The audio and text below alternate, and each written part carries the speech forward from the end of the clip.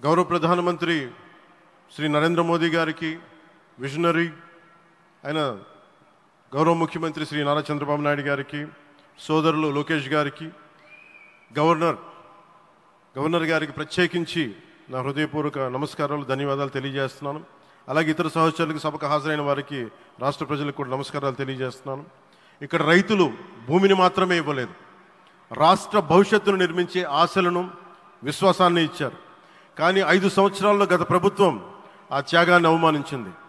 3 రాజధానులు అస్తవ్యస్త విధానంతో ప్రజల విఘ్నతని, అమరావతిని అగౌరవపరిచింది.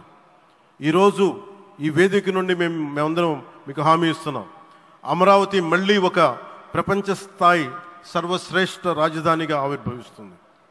అమరావతి ఒక ఆర్కిటెక్చరల్ జోన్, ఒక కాంక్రీట్ జంగిల్గా మిగిలిపోకుండా జవాబుదారీతనం, న్యాయం, ప్రజాస్వామ్యానికి ప్రతీకగా నిలవాలని ఆకాంక్షిస్తున్నాను. కేంద్రంలో రాష్ట్రంలో స్థిరమైన ఎన్డీఏ ప్రభుత్వం ఏర్పడిన కారణంగా అభివృద్ధి కార్యక్రమాలు వేగంగా సాగుతున్నాయి. మేనిఫెస్టోలో ఇచ్చిన హామీలన్నీ దశల వారీగా బాధ్యతాయుతంగా అమలు చేస్తున్నాం. కేవలం మ్యాచింగ్ గ్రాంట్స్ ఇవ్వని కారణంగా గత ప్రభుత్వం రాష్ట్రం కేంద్రం నుంచి పొందాల్సిన 1000 కోట్లు నష్టపోయింది. కానీ ఈ ప్రభుత్వం కోఆపరేటివ్ ఫెడరలిజం స్ఫూర్తితోటి, పరస్పర సహకారంతో పనిచేస్తున్నాం.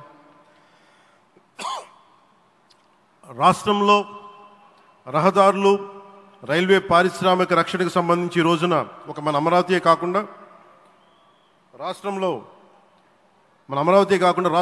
రహదారులు, రైల్వే, పారిశ్రామిక రక్షణకు సంబంధించి ఈ రోజున 1,07,00,000 కోట్ల విలువైన అభివృద్ధి పనులకి ప్రధాని గారు శంకుస్థాపనలు, ప్రారంభోత్సవాలు చేస్తున్నారు.